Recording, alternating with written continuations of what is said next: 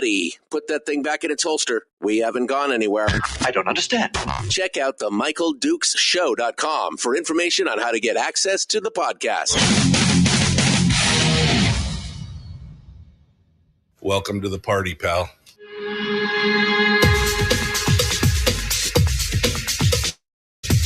The Michael Dukes Show. The greed and the entitlement is astounding to me. What more could you want from a low-budget radio program?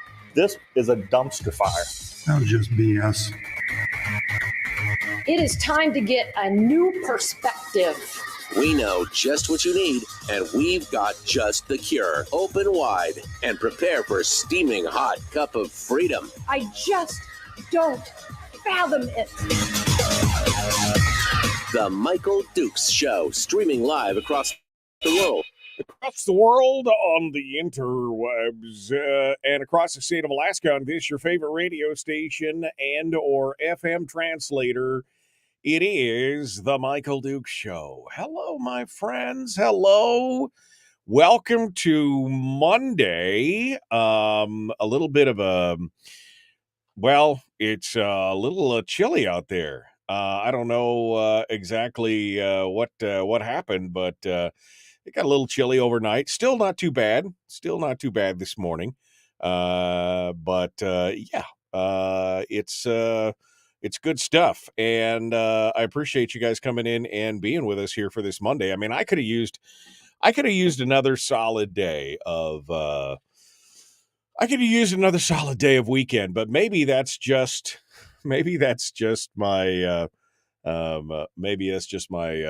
vacation deficit talking. I don't know. But good morning and welcome to the program. It is we're ready to rock and roll for Monday. We have got a bunch of stuff going on this morning. We're going to be diving into this here. First things first, with you and me, just going over a few headlines that are happening around the state of Alaska. Nothing, earth-shattering. Some things that you may have expected. Oh, of course, unless you live in the Mat-Su, which we'll talk about here in just a hot second. But then in hour one, we're going to be jumping into it with Ben Carpenter. Ben is, of course, the representative for down on the peninsula there in the Nikiski area. And we're going to talk with him about the upcoming session, which starts tomorrow. We're going to talk about the organization of the House. We'll talk about what he sees as the hot button issues for this year. And we're also going to be maybe talking to him about the grand jury thing that's happening down there. I mean, there's a whole thing. He originally broke that story here on the program, and there's been a bit of fervor going on over that here over the last, a few weeks, I guess 2 months now, since that originally came out. And we're going to see if he's got an update for us on that as well. We'll see what happens there. And then in hour two, we're going to be joined by one of the head education researchers over there at the Alaska Policy Forum, Sarah Montalbano, who's going to come on board and talk with us about education in the state of Alaska.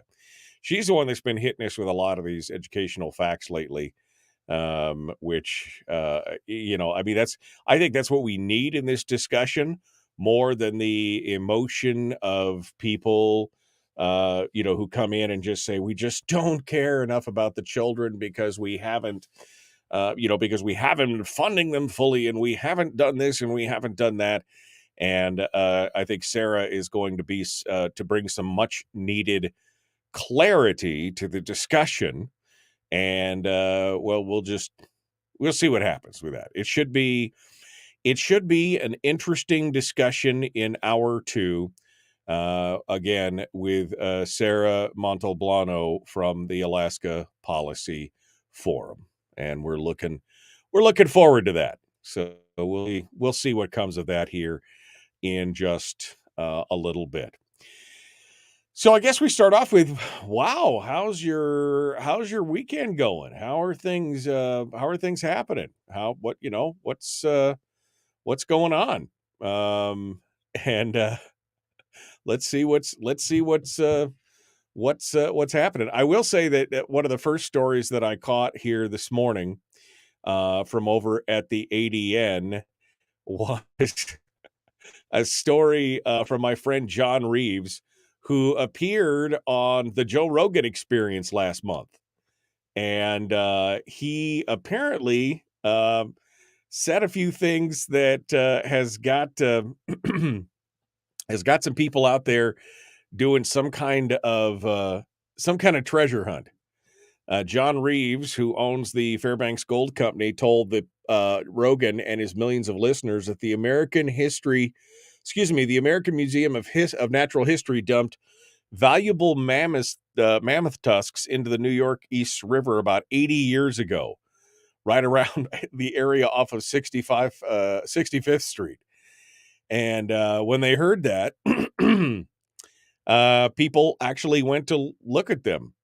But experts, including a researcher connected to a report that Reeves cited when he made the claim, cast doubt on whether the valuable tusks will actually be found. They were part of a vast collection of Ice Age fossils gathered from Alaska, said Reeves, who's also a board member of the Alaska Railroad. On the show, he read from a draft report associated with Fairbanks Exploration, a former mining firm whose assets he acquired. For a few decades around World War II, the mining company unearthed many Ice Age bones and tusks that were sent to the museum. And it's actually an entertaining discussion. If you want to get a chance to get a little peek into some real Alaskana, you should go listen to the Joe Rogan Experience and just look for the Boneyard, Alaska interview with John.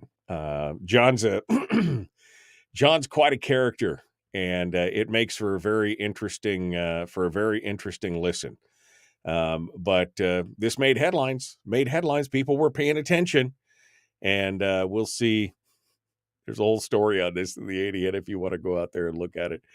But that's John. John's stirring up a little controversy, stirring up a little menace and everything else. Not menace. That's not the right word. Trouble. Stirring up a little trouble, I guess, is what I should have said. Not menace. That was the wrong word. It's Monday. Still don't have the full thing on full coffee load on board yet. Well, the meltdown in City Hall in Anchorage continues. For those of you who have been paying attention to this, and I know many of you don't care, and that's fine. I've got no problem with that. But Mayor Bronson is having a tough time right now. And it's not being helped because obviously the newspaper is all over this and following along. We talked a little bit last week about Amy Demboski, who is trying to it is basically suing the city for termination and a lot of other, some bad stuff, some bad juju, and made some serious allegations, all of it using Scott Kendall as her attorney, which I don't know. I mean, Scott Kendall is like the anti-Republican guy, but I mean, I guess if you're going to go against a Republican mayor, then this is the guy that you want. She delivered an 11-page letter accusing Bronson of firing her in retaliation for, quote, attempting to convince Bronson to cease unlawful and unethical activities using municipal resources. Now, what's really come to light here is the most serious accusation levied by Demboski, according to the paper, that that he allowed one of his or that he stepped into an investigation of harassment by one of his cohorts. That would be Larry Baker. The matter, let me see.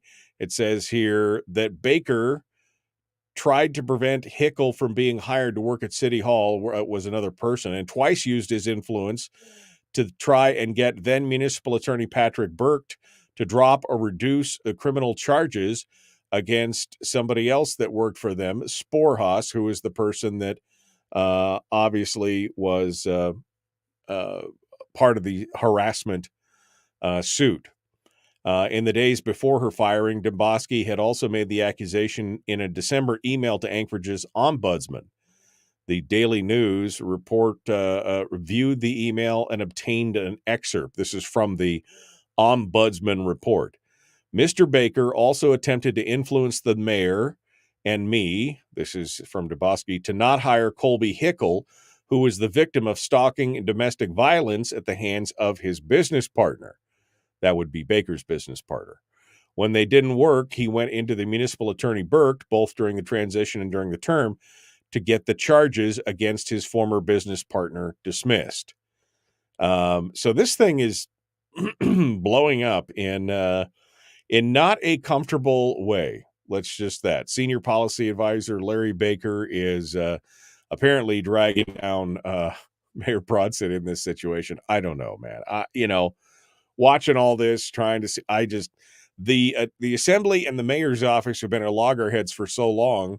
But Demboski was on the inside, so I don't even know which way to blink at this point. But I just know right now that the city of Anchorage and its leadership, I mean, the whole thing is just between the assembly and the mayor's office and everything else. It is a hot mess in Anchorage, not one that I would like to step into. Then there's an article from Sean McGuire and Ira Samuels in the ADN today, talking about 5 things to watch in Alaska's legislative session, which again starts tomorrow. And they go through a whole list of items. We don't have enough time to go through everything today, but it's kind of an interesting breakdown. But you could see that at the very end, the paper shines through with its bias immediately. These are the 5 things. And you can go out and read this. It's right on the front page of the ADN right now. But here are the 5 things that they line out that you need to know, they think, before the session begins. And number 1, the Senate has a game plan. They're organized, and they're ready to go, and they have an agenda, and they know what they're going to do for sure. Number 2, the House is not in order. They have not organized. There's still some questions with the thinness of the majority of Republicans, and there's really no idea how that's going to shake out. Is it going to be a bipartisan coalition one way or the other? There's been some some indications that maybe the House Republican majority, the conservative majority, or minority in this case, might be willing to reach across the aisle to some of the rural legislators. What would that look like? Nobody knows. So the House is not in order. Number 3, Dunleavy appears to be willing to work across the aisle and appears to be willing to reach out to various people and deal with this. Now, the question is he willing to use his big red pen? Nobody knows yet. Number 4, there are a lot of new faces in the Capitol. This is the largest group of freshman lawmakers coming to the Capitol since 2003. 20 legislators, or 1/3 of the total legislature, is going to be brand new lawmakers. So they don't quite have an idea on what's happening there. But here's where they show their true colors, the ADN, the paper, by the way. Number 5, Dunleavy wants a dividend of nearly $4,000, but it'll probably be smaller or state services will suffer. That's how they put it. Suffer. State services, which has been, again, this is all part of their, that's almost exactly the same language that they used last week or early last week or the week before, when they were talking about how you can have a big dividend or you can have state services, but you can't have both, kind of thing. So not surprising. So we'll see what happens here as we go forward. Meanwhile, it's time to hit it here. We're going to jump into this. We got Representative Ben Carpenter. Ben Carpenter is going to be joining us here. He's already in the green room. We're going to be joining him here in just a moment. In hour 2, Sarah Montalbano from the Alaska Policy Forum is going to come in and talk with us about education. Man, it's going to be a busy morning. We will see you on the other side. The Michael Duke Show. Common sense, liberty-based, free-thinking radio.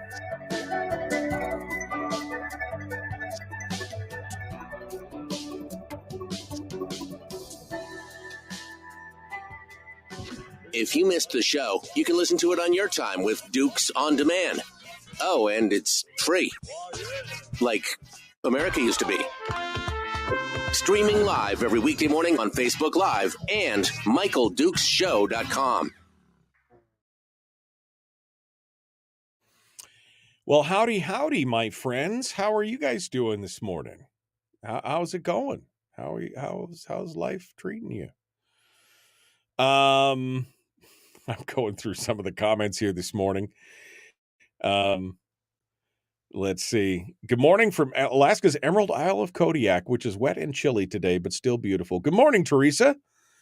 Thanks for coming in from the Emerald Isle. I loved Kodiak. Kodiak was such a beautiful place, or is such a beautiful. But when I was there, it was a beautiful. You know what I mean. You know what. Good morning, Jen. Jen makes it to 6 a.m. 6 a.m. Let's everybody give. Big howdy for Jen making it to 6 a.m. Welcome to the 6 o'clock club again, Jen. We appreciate you coming on board. Jen's going to SHOT Show, which I'm super jealous about. And she says she's annoyed that Demboski's using Scott Kendall. Let me see. Don't plan on a PFD, said Bill. Like that was number 5. You were real close. There, Bill. Hoffman was in Hawaii for meetings. Oh yeah, that's where Gary Stevens actually lives. Really? Is that really where he actually lives? All right. Let's go over to the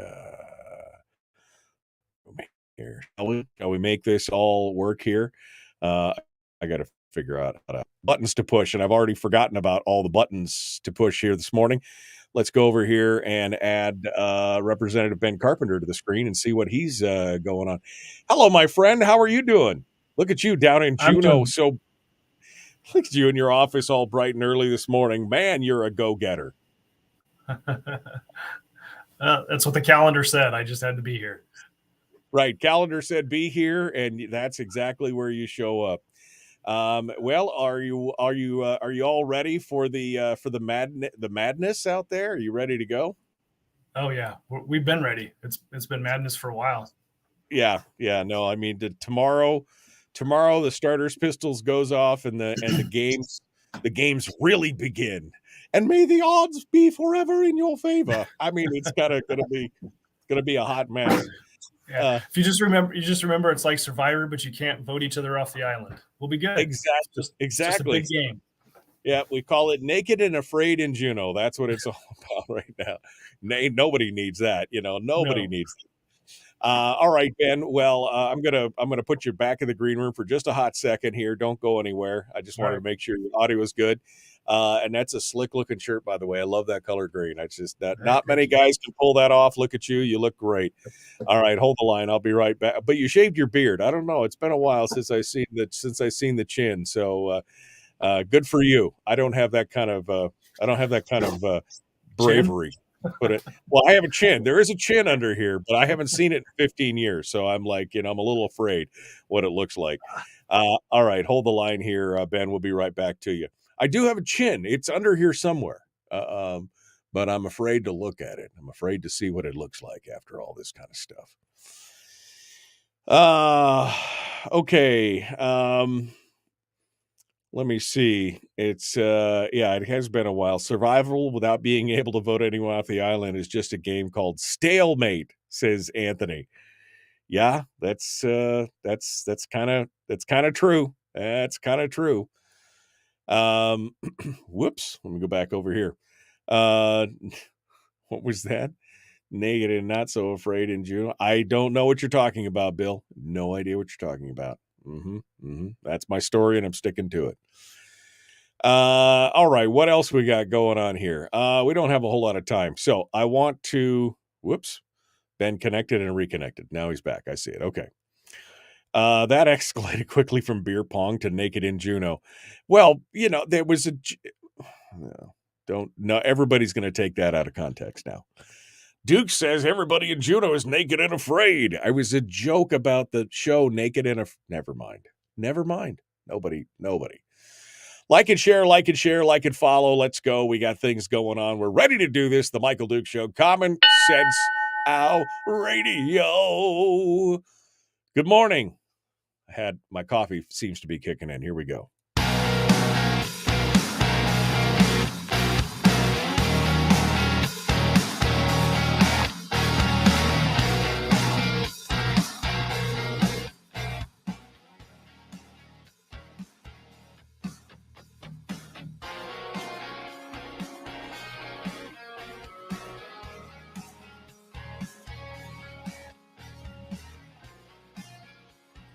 All right, welcome back to the program. We're continuing now with Representative Ben Carpenter, who's joining us this morning, ready to go and talk about all the things that are happening down in Juneau.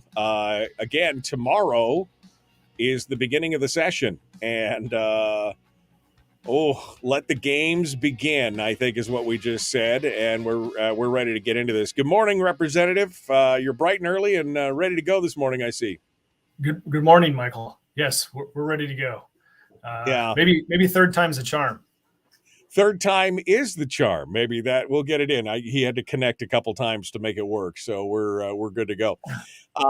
So Ben, I guess it's been a while since we caught up, and I kind of laid out what I wanted to, what I wanted to talk about this morning. Mostly, it's going to start off with the session. We're here. It's on the corner. What's happened in the interim. We kind of want to know, what you see as some of the biggest issues with the session, what's happening with the organization. I know I've had a couple of people ask about the whole judiciary grand jury thing going on as well. They're looking for an update on that. I know there's been some things happening there. So I guess, I'll let you start with whatever you want to start with, but those are kind of the things that we'd love to cover this morning while we have you here with us on the air. Hey, thanks. I think what's on everybody's mind is whether the House is going to be able to get organized by day one. And I can say that there's a whole lot of folks down here working hard to try to make that happen. It is about as complex a situation as you would imagine. And I've said this, recently to some other folks that it's indescribably complex. There's a nugget there. I think it was Reagan that said that people were wrong to suggest that there was no simple answers, that there are only simple truths that often lead to hard decisions. And people want to avoid those hard decisions. So they ignore the simple truths. Complexity is how we deal with avoiding those simple truths. And the people see that 21 Republicans were elected to come down here and govern. But the reality is we don't have 21 Republicans that agree on organization, let alone any sort of policy issues. So we've got to work through that. And there are some decisions that we can make that are hard decisions to move forward. And then there are some complex situations that we can put together that we can move forward with. And we're trying to figure that out right now. Ben, one of the things that we've heard, both in kind of passing conversation with some of the legislators and that I've been kind of hearing behind the scenes is that what it was the Republican minority in the past, the kind of that core group of more conservative Republicans has been that they, for the first time, or really maybe in the first time in public hearing, have said that they are considering potentially reaching across the aisle and trying to form some kind of coalition with a few people from the Bush caucus or whatever, that they understand that might be a requirement. Because before we've been kind of purists where it was only Republicans and Republicans only. Can you comment on that? Any credence or, I mean, your own personal opinion? Are we willing to work across the aisle with people in the formation of a coalition with a definite goal that we can all agree on, kind of thing? Yeah, I think, going back to my time on the fiscal policy working group, where we had bicameral, meaning members of the Senate and the House working in that organization, and members of both major political parties in that organization. And we came out with a recommendation, right? And that was working together. The reality is that on November 9th this year, it was very clear to me that we were not likely to have a clear-cut path for a Republican-only legislature in the House, at least.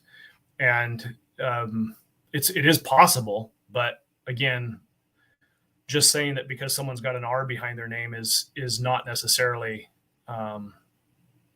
it doesn't paint the whole picture. So it is likely that that's what ends up happening, is that we find some group of people that can coalesce.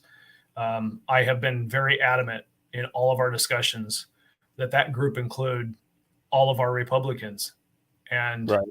if, to the extent that we can't do that, that's what you're going to see on day one, maybe day two, maybe day three. I hope not, but that's the reality. Well, we're going to have to see. I mean, I, for one, as as a libertarian and more of a conservative libertarian, have understood that sometimes we can't get the job done by ourselves, and we have to find people who we may disagree with on some things, but we agree with on maybe some of the core principles of what we're forming a group around. Securing the PFD or securing the fiscal future, reducing the size of government or whatever it is, and finding, some common ground. We've got to find common ground between us. I mean, that's been a problem in this country for the last 15 or 20 years. It's been a problem for a long time, but it's gotten worse, where we can't even talk with people who we may disagree with on one or two things or three things or half the things. We can't find that one piece of common ground that we need. I think one of the things that you might find common between the mess that was Washington, D.C. getting organized in the House and here is that, this is a high trust process to get anything done, but we've got a bunch of low trust actors in it, right? We just haven't spent enough time with each other and had enough success to be able to trust each other. And if you can't trust each other, you've got to be able to trust the process. And I think that's what we saw in DC was there were a few Republicans that were standing out and preventing going forward because the process was stacked against them and against good governance. So I think that if we focus on being able to trust the process, meaning if we've got rules in place that say bills need to be heard, then the committee chairs follow the rules and they hear the bills. If that leads to hard discussions and things we don't want to talk about, then that's what it means, because each one of the legislators, the only thing we have in common, like amongst all of ourselves, is a right to be heard. So we bring bills forward, and if we've got support for them, then they go forward. A committee chair doesn't get to stop that. That's what I'm talking about. If we can come to agreement where we can trust the rules, then we can start to work together. Right. It's not this monolithic kind of dictatorial thing that we've seen in the past from some sessions where basically you shut up and sit down and be in the corner and they'll let you bring out what you want to bring out, kind of thing. And I agree with that. I think the process needs to work. If you don't have the support for a bill, fine, but at least you should get a hearing for it. And I think that is absolutely important. Willie in the chat room mentioned something that I think that this plays right back into. He said this is the third time after elections that the leadership could drag out for, the organization could drag out for a while. And that plays into kind of that time compression as a weapon thing that we've seen in the past is, if we take up a bunch of time in the beginning, we're going to have even less time near the end. And then we can get ourselves into kind of that square corner where, where they want to close everything out because we're running out of time and we got to get it done right now, kind of thing. And so it behooves us to make this, get on quickly, right? Yeah. I mean, if you've got some respect for the institution, meaning this is one branch of our government and one house within that branch, and we should have some respect for that, both for past, forebears that came before us, and also setting the example for future generations. the time compression and the pressure ought to be on getting organized on day one, not using a delay to our effect, because we're setting a bad example for the next generation, right? Right. So I know that there are people that will use that to their advantage. We don't get 40 members elected that with all the same level of scruples. It just doesn't happen. So some more unscrupulous folks will use those things to their advantage, even though it sets a really bad precedent, a really bad example. So I hope that we are not going to continue that process that you saw in the last two legislatures. I hope so as well. That is my hope as well. Representative Ben Carpenter is our guest up from Nikiski. What's the new district number, Ben? I've forgotten already. 8. Okay. It only takes me about a year to figure out and relearn all the different district numbers from what they were. So, Ben, what do you see? Let's move on to the next one of what do you see happening and being the biggest issues that we're going to be faced in this upcoming session. I mean, the PFD, which is an issue that our listeners care about and have been concerned about for a long time, seems to be kind of a dead issue in many ways. But what do you see as being the big issues that you're going to be facing from the Senate side and everything else? Let me tell me what you think so far. Well, in all of our discussions thus far, since arriving down here, there is at least on the surface an agreement that we need to find a long-term fiscal plan. What that entails is not perfectly clear, but pointing to the fiscal policy working group of a couple of years ago is something that is common, that you hear common. So I think that is one thing that will continue to be discussed down here. I think another thing that's been telegraphed is that some sort of BSA increase is on the table, that people want to see that happen. I think another thing BSA increase. I think your defined benefits retirement plan piece is another thing that people want. Oh, we're hearing a lot about that for sure. Yeah, a lot about that. I mean, this is where you come to spend money. So that's why you hear these things. People want to spend the money on particular projects. And right. Well, I hope that while they're thinking about some of these things, specifically, I'm thinking about the defined benefits program, that we get a true and reasonable and rational fiscal note attached to some of these things, because we're still $7 billion plus in the hole in unfunded liabilities for the first defined benefits program. And I see a lot of pie in the sky kind of commentary coming in from those who have been supporting the idea of a return to defined benefits, that it can be cost neutral, that it can actually save us money, that it can be, a lot of this stuff. And as much as I would love for, pigs to fly and ponies to have wings, I want this to be a realistic discussion on these kind of things. Yeah, my ideas, I guess, on real basic and high level, is that if we're going to put a public retirement system in for employees that are working now, that we're spending today's dollars on those employees, both for their salaries and their retirement package. We don't saddle future generations with the burden for having to spend their money on employees that are no longer in the system. That just doesn't make sense to me. Right. Well, that's because part of this is we have a problem because Alaska it was Alaska and one other state that basically has a provision in their constitution that says any agreement with that's with a union in that way basically becomes a contract. And so I think it's us in Illinois that have the same provision in our constitution that make it so that if we enter into an agreement on that, it becomes binding and a contract, and it can't be reduced in the future. And so that is a problem, because it basically binds the legislatures over forever, in perpetuity. That's how we ended up with a $7 billion deficit on the first PERS and TERS situation, the first defined benefit situation.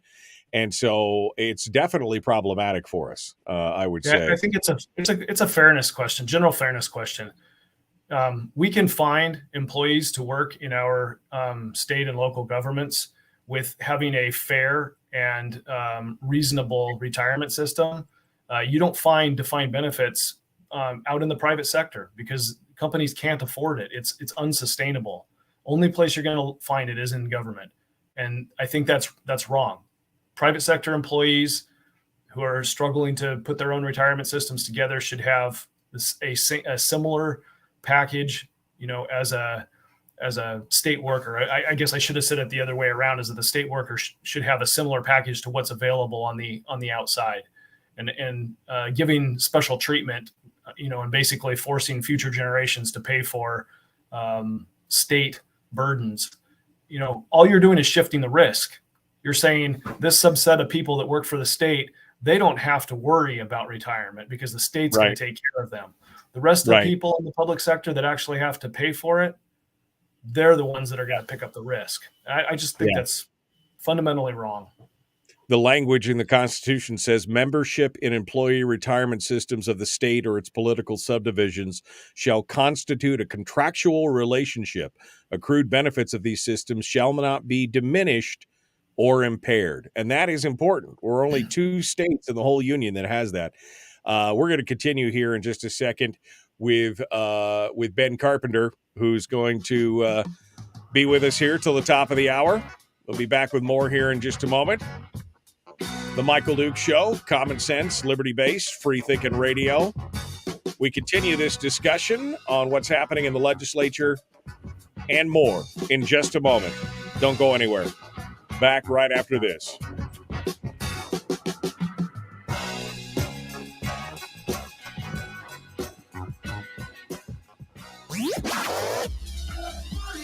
Our light, our guide, and our trusted friend.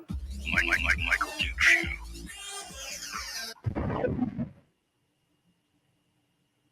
Okay, we're back with Ben Carpenter here in the commercial break.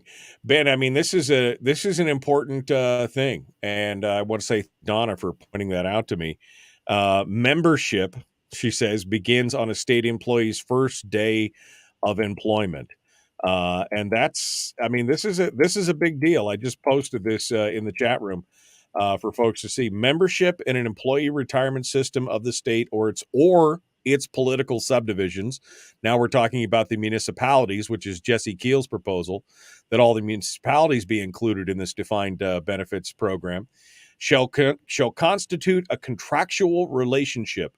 Accrued benefits of these systems shall not be diminished or impaired.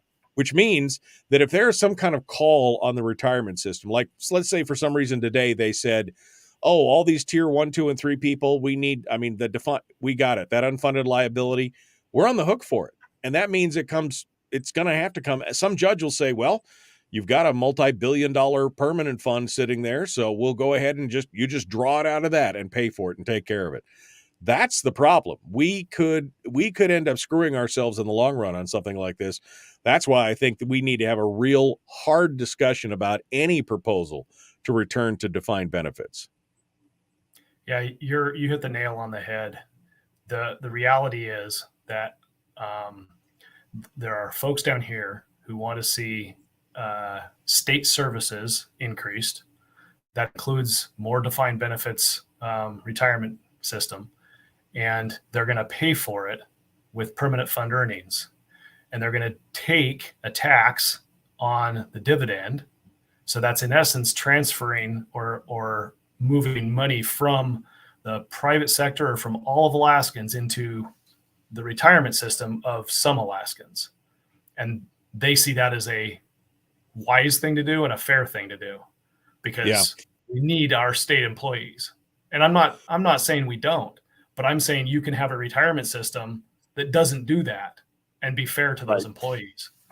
Well, and I would agree with you in your sentiment that basically said, this the way we're looking at this now seems to be to hold harmless all state employees from anything that's happening in the economy, and just make sure that whatever happens that they get paid. Meanwhile, those of us on the outside who are actually paying for that are struggling to figure out how to build our own retirements and put our own stuff, away for the future, and fill our own piggy banks up.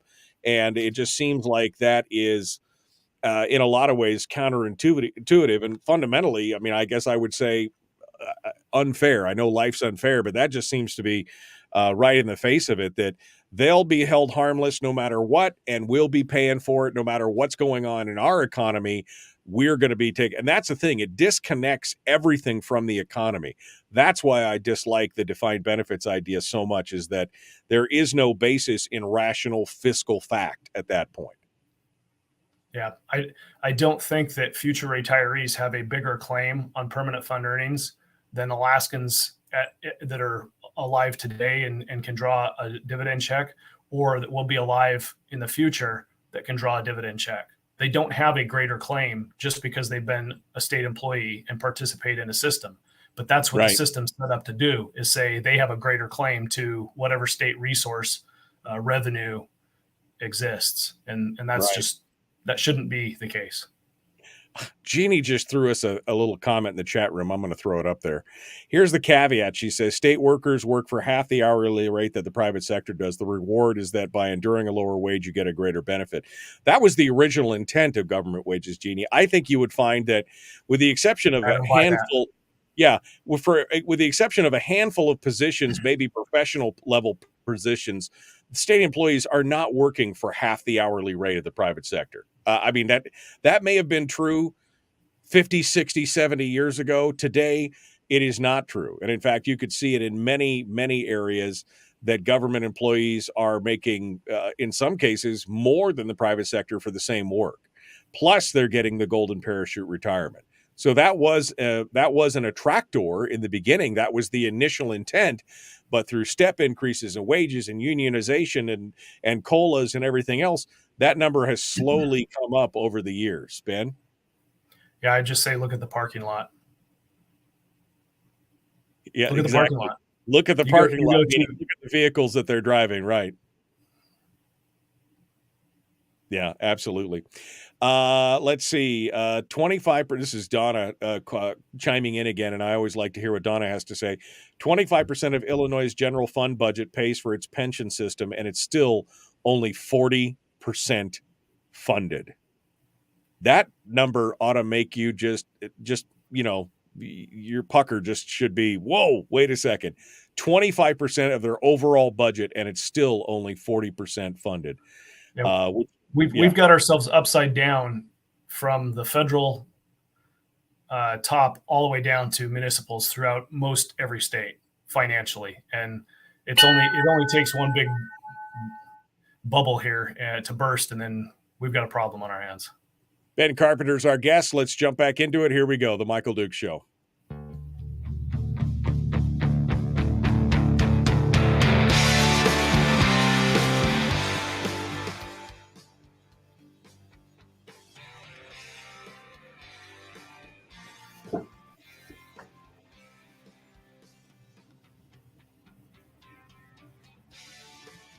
Ben Carpenter continues with us, the representative from District 8 down in Nikiski.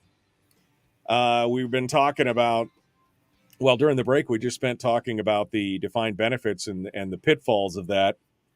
And it's a little spooky. When they start talking about this stuff again, it seems like people have a very, very short memory. We started off with a $12 billion unfunded liability in the defined benefits program. And we whittled that down over the course of about 12 years now to only $7 billion. But the problem is, of course, is that it fluctuates based on the cost of needs and everything else because it's a defined benefit. And it could hurt us. And Donna Ardwin, who's in the chat room, just made a comment because Illinois is in the same boat that we are. And she says that 25% of the Illinois general fund budget, meaning their whole budget, 25% of it pays for its pension system, and it's still only 40% funded. It means they have a 60% unfunded liability, which is kind of where we were at. But it's taken a quarter of their budget. I mean, that's just insane. Absolutely insane.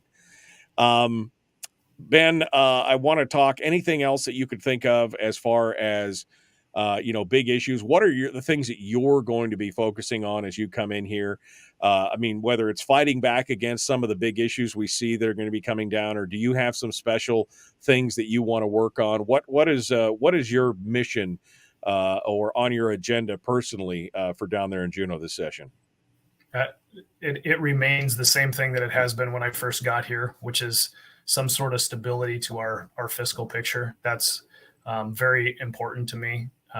My long-term and big picture goals are that Alaska is more self-sufficient in the future, and that we have a private sector economy that's able to grow and provide jobs and a good living for people. That's at the 30,000 foot level. That's what Alaskans expect. They want that if they're going to live here. Otherwise, they're going to go someplace else if they can't find that. The legislature needs to support that. And it's not that the legislature is going to create jobs, but we can create conditions where the private sector can thrive and people can make a good living and raise a family. Right. So that's important. A part of that is good education, and we are spending way too much on education for the results that we're getting. And if we're going to have a conversation about spending more on education, then we ought to be having a conversation at the same time about how we're going to increase those results. And that has to happen. There has to be a linkage between more money going into the system and better results coming out. Well, and my argument would be that really needs to be a three-legged stool, that you need to have, okay, you want to have the funding discussion, fine. You also need to have the accountability discussion that you're talking about here as far as educational results. And thirdly, we should have an argument about who pays. Where does the money come from? Okay, fine. You want to pay? We need good defined results. And where's the money coming from? This is not an infinite pot of money. There's got to be, you may have to take from Peter to pay Paul, so to speak. So where is the money coming from? It should be a three-way discussion on all of it. But I agree with you. I mean, we have done nothing but pour exponentially ever increasing amounts of money into the education system, and yet we continue to fall to the bottom of the pool every time. I mean, it just can't continue. Something is fundamentally broken in that system. I don't know what it is, but we need to acknowledge that something's broken and that we need to look at it instead of just throwing money at it until we hope something works. Money isn't the issue. Paying teachers more isn't the issue. Getting rid of administrators, lessening the administration cost isn't the issue. Those are just symptoms of the problem, I guess you would say. We have an issue, and it's all across the nation. We have an issue with poor results coming out of our education system, and it is fundamentally flawed. It is fundamentally flawed the way that we're operating it now. The responsibility for education has to lie with the parent.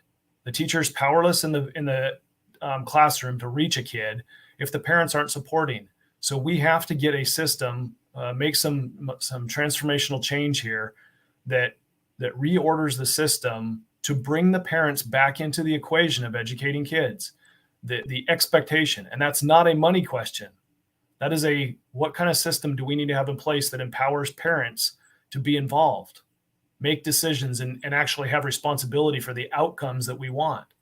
Right. It's not the education system that is going to make that happen. The education system is what's broken. Well, and we've seen some pushback on that nationally here in the last few years. We saw what happened in Virginia when they basically told parents, I'm sorry, you don't have a say in what's going on with your students. We decide, you don't. And the parents finally got up in arms and irritated enough about it. I don't know what it's going to take to wake Alaskan parents up to get them more involved in the systems and find out what's going on and look at the results and say, my God, I mean, we are still at the same. When Sarah Palin was governor, what is that, 15 years ago now? When Sarah Palin was governor, we look back at that and we're like, oh, we had a 73% graduation rate. Today, it's gone all the way up to 76. 1 in 4 students are still failing. Something is wrong, and we spend more today than we did when Palin was in office for sure. And the last 30 years, we spend more than we did 30 years ago, and it still continues to go wrong. So something has got to happen. We've got to get our hands dirty. We've kind of traded getting my hands dirty for let's just throw some money at it, and then I don't have to get my hands dirty. And I know that's a general statement, but in reality, that's kind of what we do. We can, as parents, we can wash our hands of educating our kids if we desire to. And we just put them on the school bus, send them to school. It's somebody else's problem for 6 hours. And then they come home and they sit in front of a TV, or they do chores, or they do their homework, or whatever. But it's not, they aren't doing it because I said so. They're doing it because a teacher said so. Right. And that's the fundamental problem, is we have to get back to the parents are responsible for making sure that the kids are successful in school.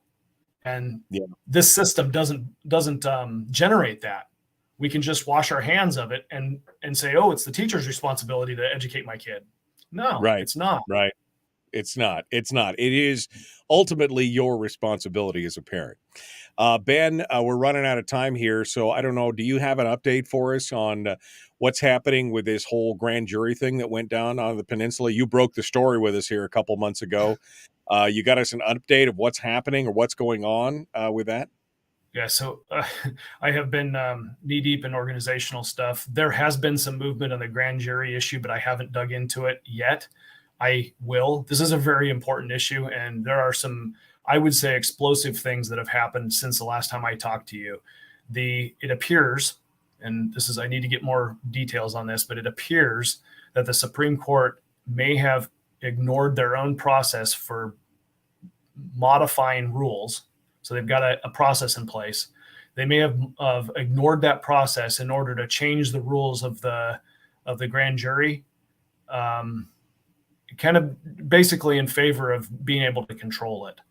And I've spoken to the Attorney General. He's not completely happy with what the Supreme Court did. And I guess people should know that the court rules that are in place for how you do everyday business is set by the Supreme Court and their committee process. So I'm going to dig into this. It just is on the back burner with this organization issue right now. So I guess be patient and we'll get to it. Lots of fires, lots of irons going on and everything going on there. So, well, we look forward to that. I would like to see some work on that for sure, because the grand jury is the one thing that seems to protect us from everything else. Ben Carpenter is our guest. Thank you so much, Ben, for coming on board. We appreciate you being part of it. Thank you today for being with us. It's a pleasure. Look forward to next time. Hold the line for just a second. Folks, we're out of time. We got more coming up. The Michael Duke Show. Common sense, liberty-based, free-thinking radio. Hour 2 is dead ahead.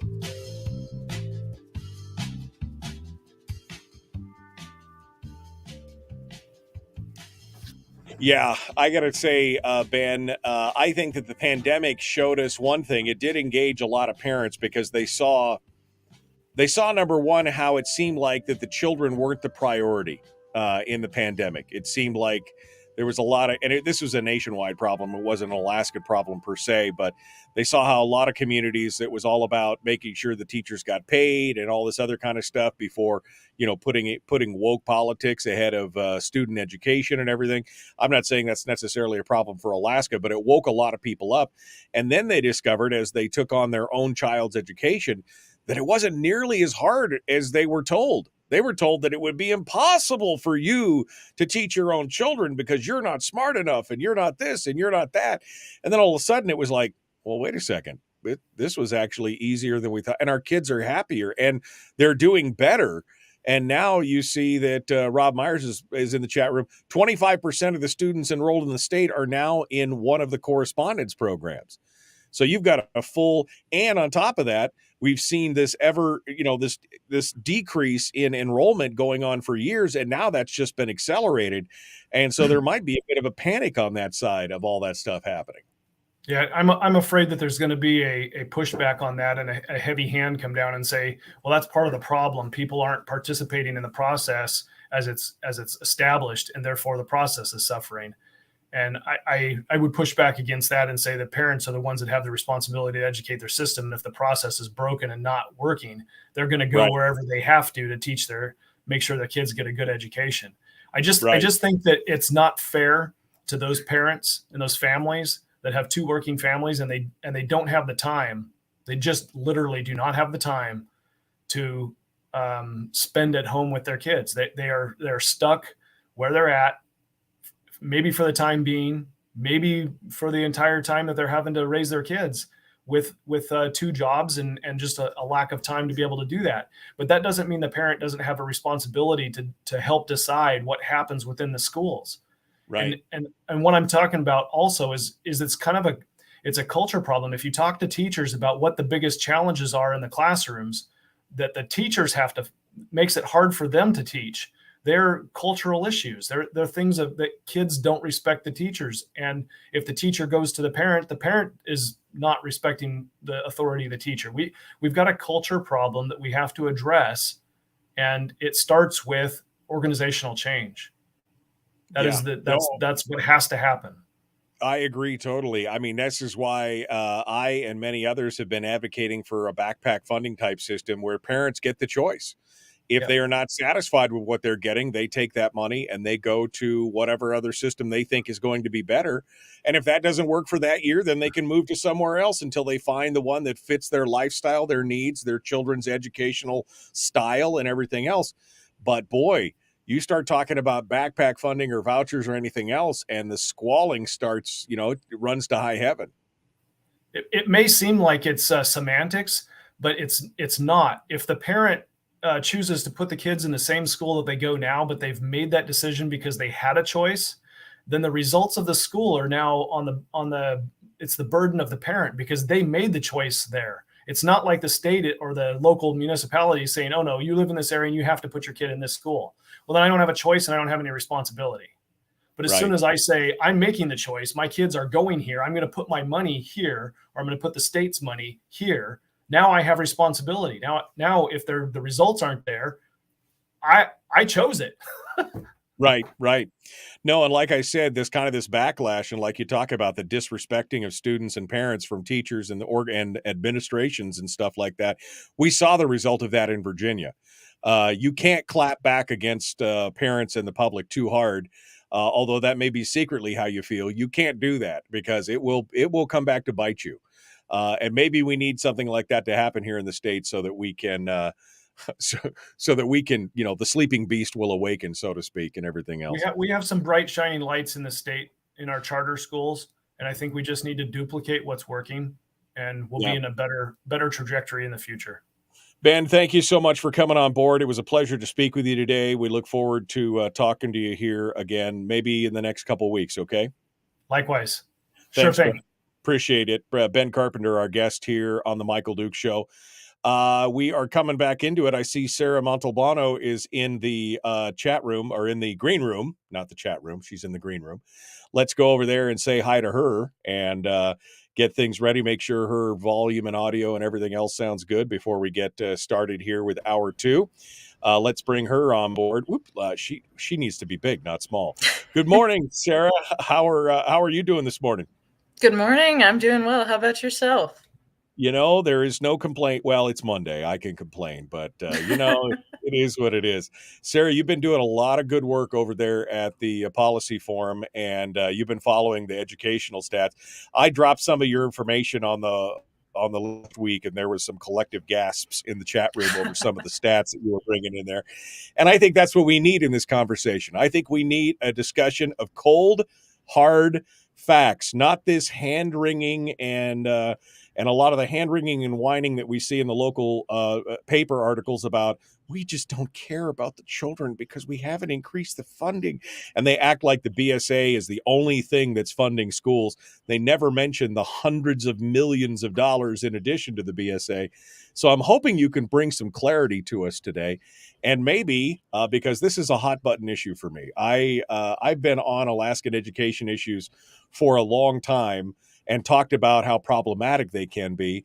But maybe we need to have a monthly segment or something with you to kind of give us a continual update on what's happening out there. But I just want to say, if you're ready, we're going to jump into it here and get ready to go. Okay. Perfect.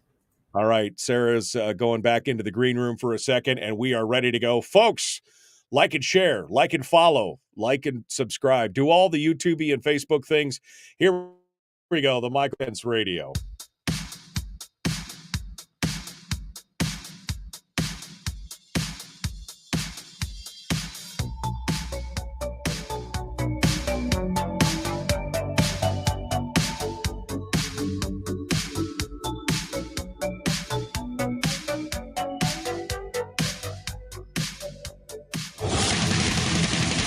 Whoa, buddy. Put that thing back in its holster. We haven't gone anywhere. I don't understand. Check out the MichaelDukesShow.com for information on how to get access to the podcast. Welcome to the party, pal.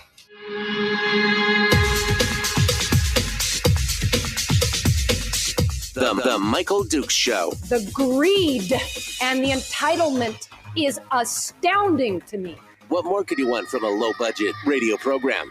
This is a dumpster fire. That was just BS. It is time to get a new perspective.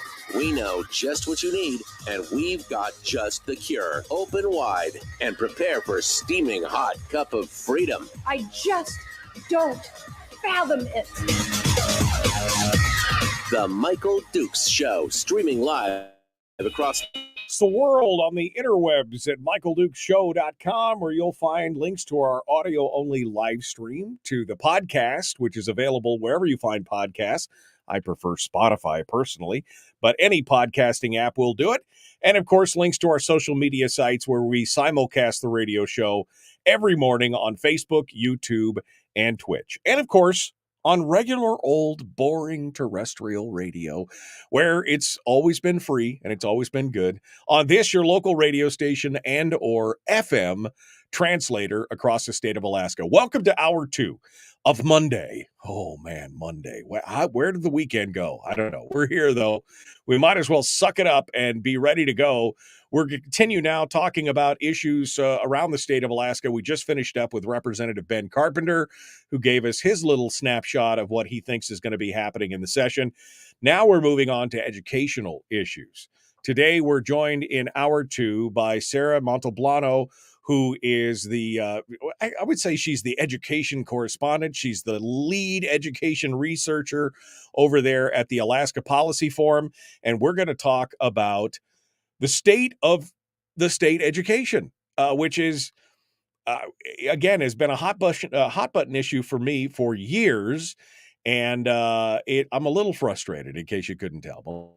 A little frustrated. We're going to jump into it now with Sarah, and we're going to get her take on everything that's going on. Let's jump over and bring her on board this morning to start that discussion.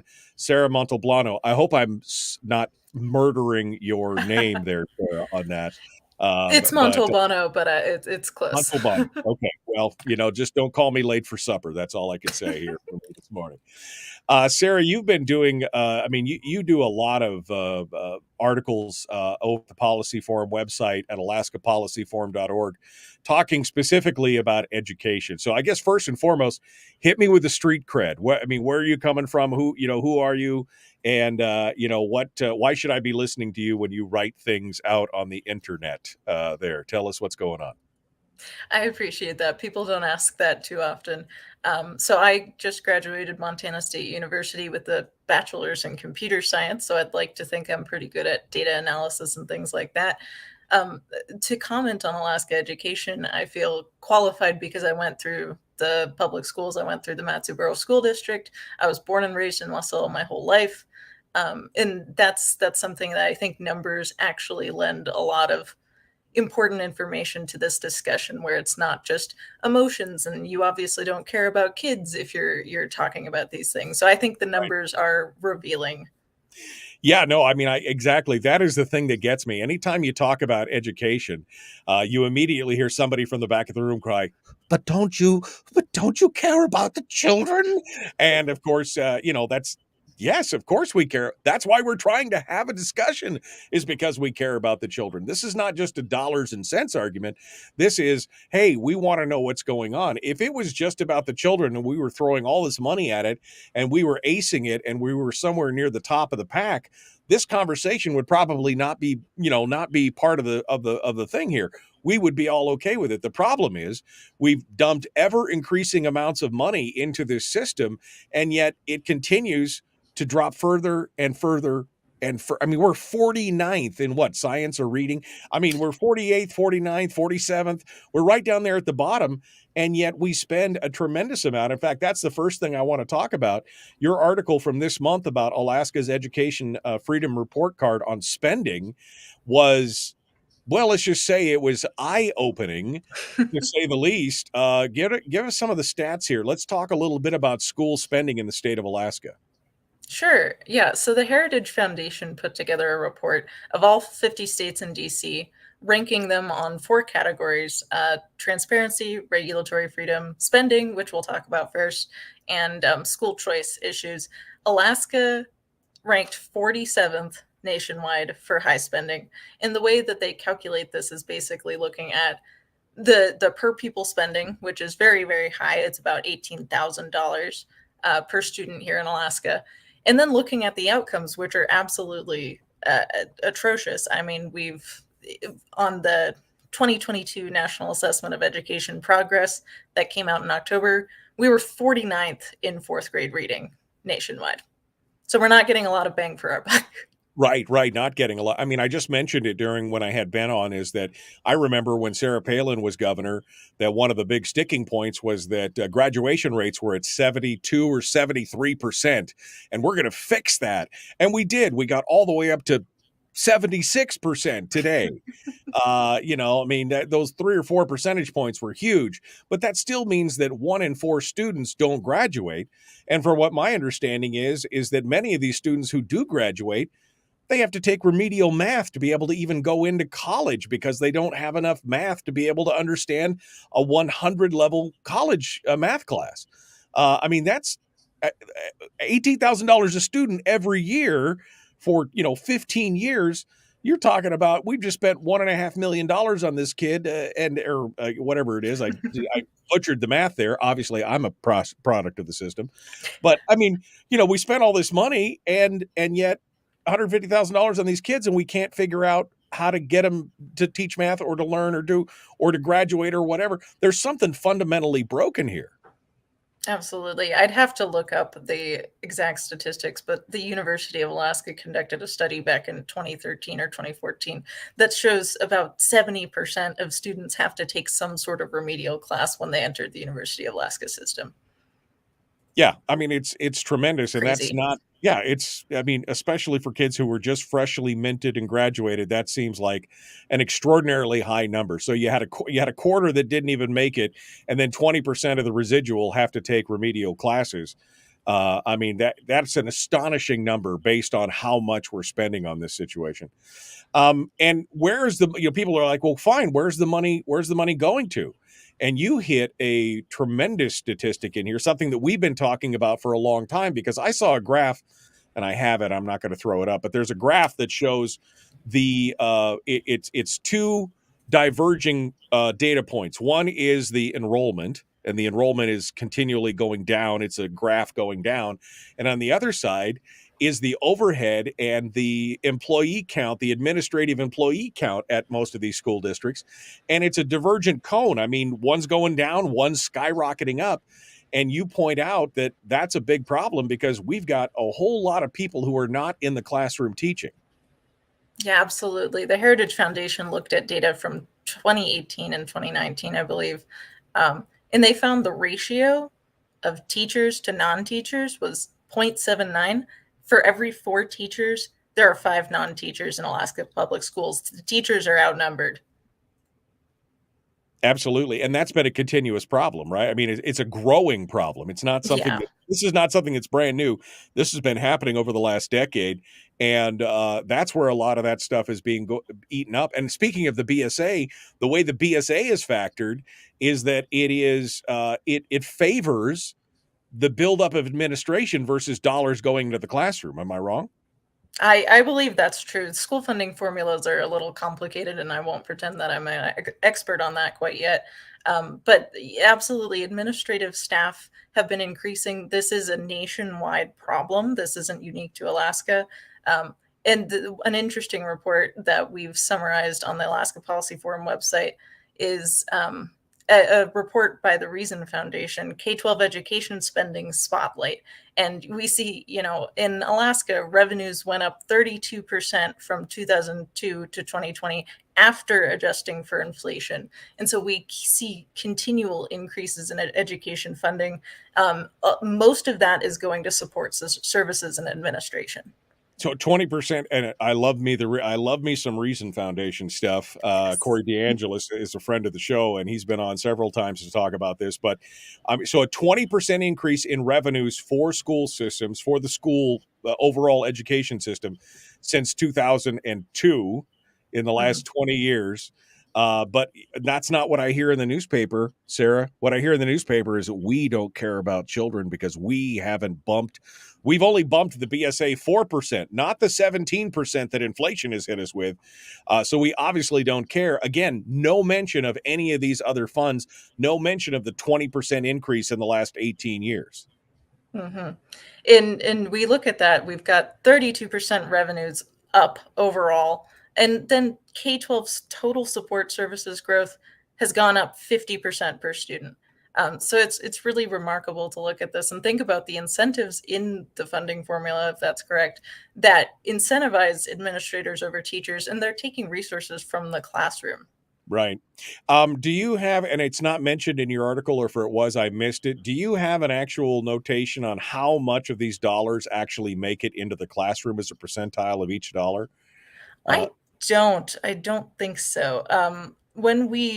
If we break it down, the Heritage Foundation doesn't have this, but there's another report on our website that I just mentioned that I'm going to pull up and see if I've got that number right off the top of my head. Because I know Sarah Vance came in and said, she said it's like 47% from the numbers that she saw make it into the classroom in K-12. In the university, it's even worse. Only like 15% of the dollars make it into the classroom at the university level, which is astounding to me. I mean, this is supposed to be about the students. It's supposed to be about education. And if only half in the K-12 and only 15% in higher ed is actually making it into the classroom, somebody's got some explaining to do. Yeah, I don't think I have that number off the top of my head, but it would not surprise me whatsoever if that was the case. One of the big points on this report that we did about the Reason Foundation, the benefits are growing enormously by, over 100% from 2002 to 2020. And what we see is that teacher salary, instructional salary barely went up. It went up 1% or something like that, while, support services salaries and benefits are growing at the same time. So it's really remarkable that teachers, they're probably right that they're not getting raises. They're not getting paid the way that they should be. But that is not because there's not enough funding available. It's that it's all going to administrative work. Right. And overhead and things like that. That I think would shock most Alaskans if they understood that. If they understood that component of it, that the teacher salaries and benefits and their gravy train went up 1%, and yet we see a 32% increase in 18 years overall in educational spend. That's astonishing. And now, because of inequity for teachers, now we're talking about something even bigger. We were just talking about this with Representative Carpenter, which is the retirement system and the retention system. And you make some comments on that, which I want to get to here in just a second, but we're gonna have to take a break, unfortunately. We're going to continue with Sarah Montalbano. I hope I didn't kill her. I got it. She nodded. I got it right. All right. So we're going to continue with her here in just a second. And we're going to keep her, if she's willing to stay, we're going to keep her for the whole hour because I think she's got some juicy stuff here, baby. We're going to talk about that. The Michael Duke Show, common sense, liberty-based, free-thinking radio. We return with Sarah Montalbano from the Alaska Policy Forum We're talking education all morning long. Back with more right after this.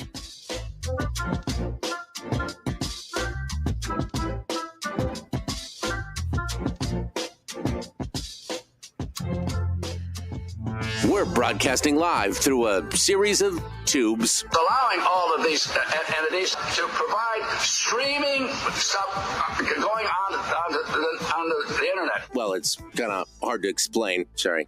Streaming live every weekday morning on Facebook Live and MichaelDukesShow.com. We're in the break right now with Sarah Montalbano from the Alaska Policy Forum. Sarah, I'll be honest with you, you lay out a lot of this stuff here, and I don't know if it's because the APF stuff is off in a corner of the internet that nobody's paying attention to, but I'm surprised you haven't gotten some death threats over some of the stuff that you're putting out there, some of these hard truths and facts, because when you read through this, and you have columns that go back for quite a while here talking about education. I mean, this is some shocking stuff, and it would seem that if parents were more educated about this and got more involved and educated themselves on the issues, this could be a self-healing problem. But it's just like people are not paying attention. They see the headlines and they go, "Oh yes, we need more education funding because obviously we don't care about the children if we don't," and that's kind of shocking. It is. And I would love if parents would involve themselves in the nitty gritty of these numbers, because I think they're very revealing about the state of Alaska's education system. Yeah, absolutely.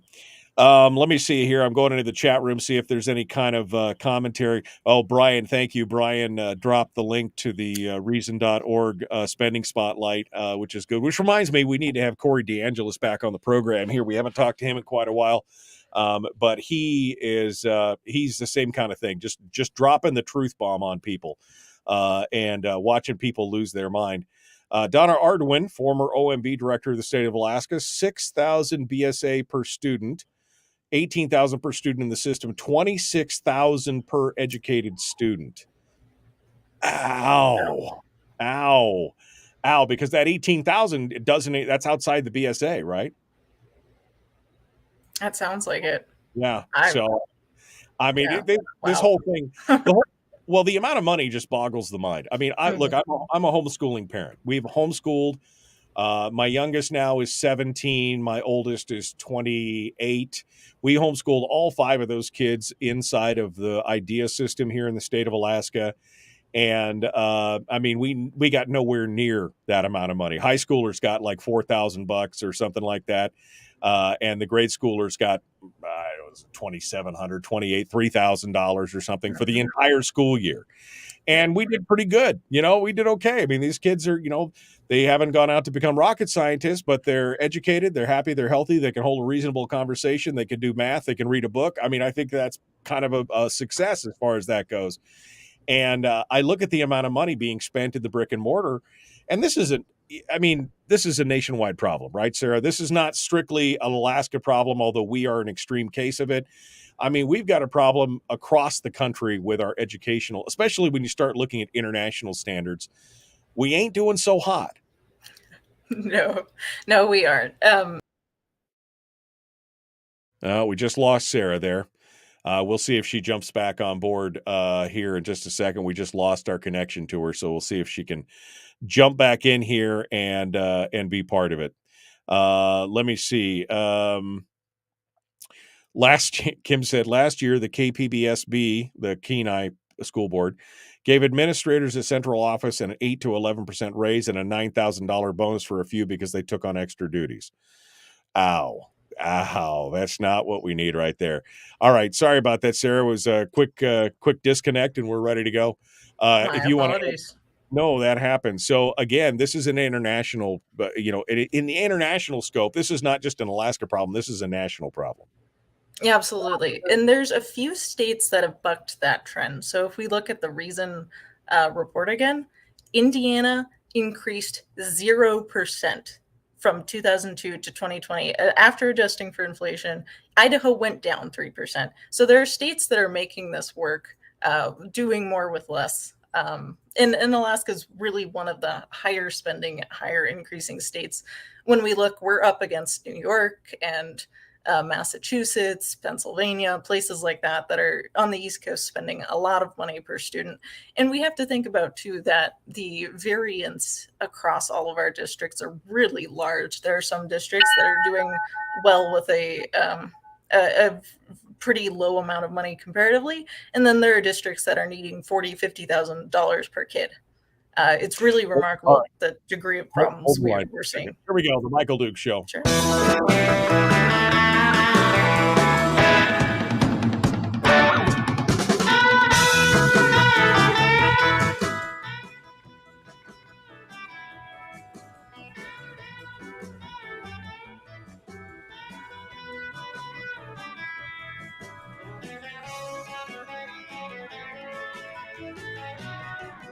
And Annette Funicello. All right.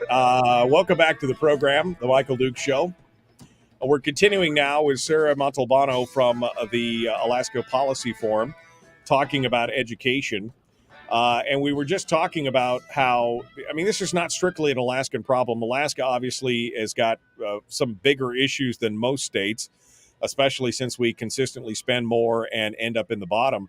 But, you know, nationally, across the entire U.S., I mean, our educational achievement compared to other developed nations is, I mean, we used to be in near the top, and then it kind of fall in the middle, and now we're just kind of down there in the mess zone.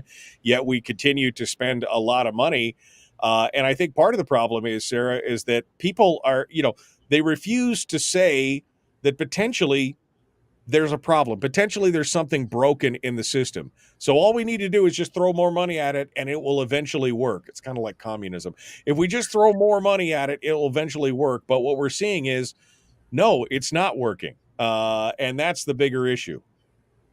Absolutely. That's one of the things that other developed nations are really pointing out to the United States at this point, is that throwing more money at this isn't helping whatsoever. There's some attitudinal shifts that needed to be made that are going to be really critical culture in respecting education and what it can do for kids. I think that's one of the big things that is a huge scope problem. I can't pretend that I can fix it, but it's something we need to talk about if we're talking about differences in other countries versus the United States. You talk in your article back in December, you talk about one of the other pillars of this heritage report, which is the regulatory freedom. I was just talking about what happened in Virginia back in November when the Terry McAuliffe and many of the other luminaries inside the government basically told parents, shut up and sit down. You don't decide what your kids are being taught. We do, which led to a huge backlash in Virginia. And that was kind of an outlier, because usually they're very quiet. They don't say the quiet part out loud, you know, but that's kind of the attitude, is basically, we're the experts, you're not. Shut up and sit down. We'll tell you what's best for your kids, and you'll like it because you're paying for it already. So you'll like it. So tell us a little bit about the regulatory aspects of the Heritage Report. Sure. Alaska ranked 31st in regulatory freedom, so solidly middle of the pack, nothing too remarkable. What we see is it's ranked on several different pieces. The degree of barriers to entering the teaching profession, that's really important, that when you have a lot of state regulations on teacher licensure, you're blocking talented individuals who probably should be allowed to enter the profession with serious monetary and non-monetary hurdles. Like, you're going back to college, or I have to take a certain number of credits or classes to get my license. The next thing is the presence of chief diversity officers in school districts. There's a few important caveats to this one, but the Heritage Foundation looked at school districts over 15,000 students, and since there's only 2 of those in the state of Alaska that they found, that means the Anchorage School District, the highest, must have something that they've considered a chief diversity officer. And then finally, the Heritage Foundation looks at whether the state has a Common Core testing requirement of some sort. And Alaska actually did well for this, because we never really adopted the Common Core standards, and we're not using those aligned tests. So we have more local control of education. So that's good news for Alaskans, is that we are Yes. more of a middle of the road friendly regulatory environment. But could we do better? Absolutely. The big one is barriers to teaching. There's 0% of Alaska teachers coming to the classroom from non-traditional means, which means all of them are coming through teachers' colleges. And teachers' colleges have a few big problems, but mostly that teachers aren't really being taught their subject. They're being taught how to teach. And that's a different thing. And so we don't have teachers necessarily that are masters of their craft and masters of their subject. They've just learned these teaching techniques that may or may not apply. And then there's so much variance too with what is being taught in teachers' colleges that I don't see any reason why teachers or prospective teachers wouldn't be allowed to just sit down and take a test, and that Right. they don't have to go through all these arduous, certification processes, competency exams, preparation programs. That's another word for go through a college course or 4 years. So I would really think that we should, first of all, to alleviate the teacher shortage, which is nationwide, not just Alaska, but we should be making things easier for teachers. Right. Well, and I've heard some stories, is anecdotally, not firsthand, but talk to people who are like, well, my wife was a teacher from somewhere else and she's been trying to get a job here, but it's nearly impossible because she can't get in the door. And they're supposed to allow the teaching certificate like a temporary 1 year, and then they can extend it. But then you got to jump through a bunch of hoops and everything. If you're having such a hard time getting teachers, you'd think that if you got a teacher who's certified with experience, even if it's from another state, you'd go, okay, you must be okay. And like you said, give them some kind of basic, not a college course, but just a competency test to say, can you do it? And then put them in the system. But it just seems like it's nearly impossible. One guy told me here last week, he said, yeah, my wife was certified, everything else. She's been a substitute teacher. And the district person told her, well, you'll never get hired as a full-time teacher if you're a substitute teacher, because we like what you're doing. And just like, wait a second, she's trying to get hired full time and she's got all the things that you need. You'll take her as a substitute, but you won't take her as a full-time teacher. What is the problem? That's such a shame, because we really have talented people from other states that want to move to Alaska, and that they're not able to. And this is a problem across various professions, that they have to get relicensed in this state. And, Alaska doesn't make it easy. You said there's a 1-year certificate for their out-of-state license, but then to extend it up to 3 years, you need to take a competency exam, you need to take a preparation program within a year, and then within 2 years, you need to complete 3 semester hours of an approved Alaska Studies course and 3 semester hours of an approved multicultural course. This is a cost, that's 6 credits of university costs that they need to take to find these classes. And it's just ridiculous to me that people are being told that, well, you're good enough for another state, but you're not good enough for Alaska, so we're going to make you jump through hoops. Let's talk about the big elephant in the room. I mean, as we've been talking about, BSA obviously has been the big talking point in the newspapers, but now we're seeing more and more discussion on the retention and how, because we don't have a good pension program, and we've got a defined benefit or a defined contribution plan, but it's not good enough. We need a defined benefits program, some kind of gold-plated thing that will attract teachers from everywhere, and they can get vested in, and then move out, or whatever. What are your thoughts? And what does the research show on not just the teacher salaries, but on the benefits and the retentions and the retirements? That's an interesting question that we're going to be looking at further. So go to alaskapolicyforum.org and subscribe to our newsletter if you'd like to find out more once we've done solid research on this. That was the tease. That was the tease. We call that the tease. Yes. It's really important, though, because we are going to be looking at this in depth. First of all, the state needs to be able to pay off its pension liabilities if it needs to. And so unfunded pension liabilities are pretty high in the state of Alaska. I think in 2015, we paid down a lot of it, but it still totals $1.86 billion that the state owes retired teachers. And that's really remarkable. What I've heard on the teacher retention side, and I would have to go find the source for this, but the pension benefits aren't nearly as important as upfront increases in salaries. And one of the things that pensions are difficult, there's kind of a curve where at the beginning, you're not so interested in pensions, but then once you're really close to retirement, pensions suddenly really matter Right. as a teacher. And so that's one of the things that we can help restructure pensions to make it easier. First of all, pensions are really, this is an exciting topic. Pensions are hard to move around. Right, So if you're right. trying to move school districts, that suddenly becomes more of an issue. So it's not so portable. And that's really it. Pensions aren't really working for teachers.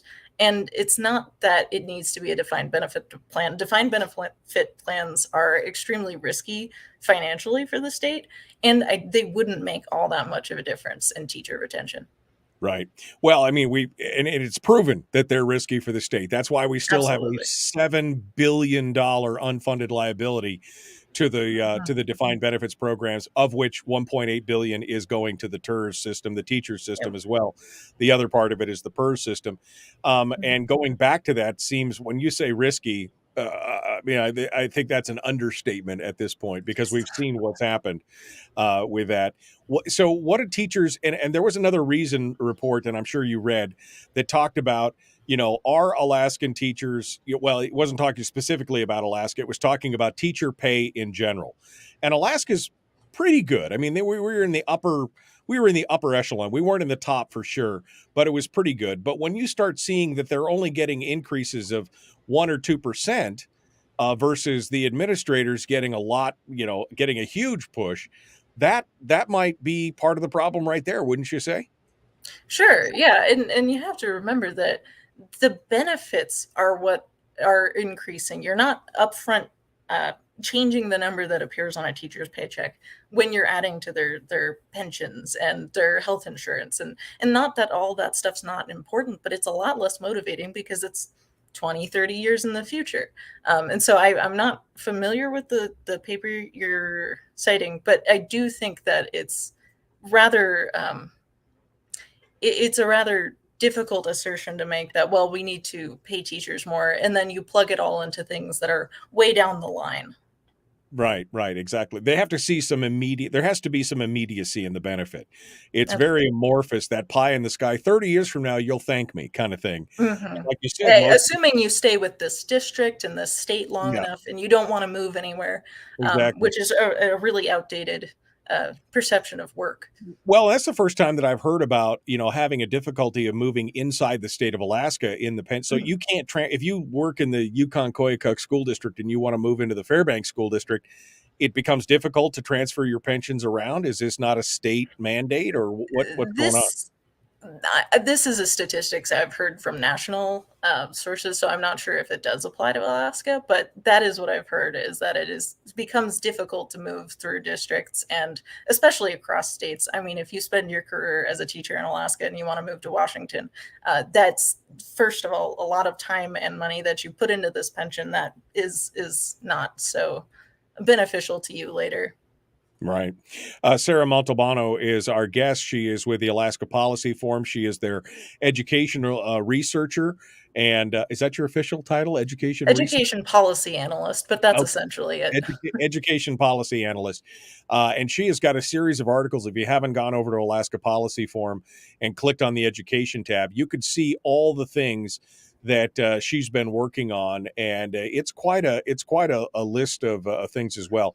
Now, you mentioned this Heritage Report had 3 things: the spending, the regulatory. What's the third leg of the Heritage Report that we need to talk about? We're going to do a tease for the next segment here. Transparency. Okay, so transparency. We're going to find out. And again, the word transparency reminds me of the whole thing in Virginia. Again, all of a sudden they said the quiet part out loud, which is, we're not going to tell you because we know better than you and we know what's going on. So this should be an interesting conversation. Sarah Montalbano is our guest, and we're going to be talking with her more. One final segment of the Michael Dukes Show. Back with more here in just a moment. Don't go anywhere. We'll return with more right after this.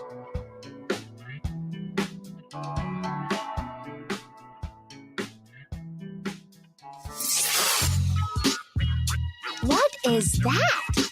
Common sense. Regularly heard on American radio. Michael Duke Show. Radio.